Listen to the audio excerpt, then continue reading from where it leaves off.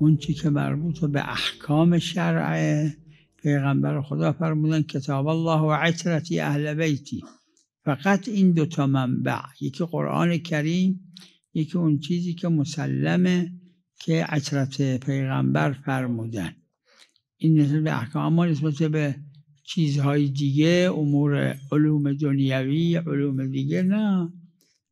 از هر کسی که نسبت به پزشکی، نسبت به هندسه، نسبت به علوم دیگه، هر کسی که فرق نمیکنه.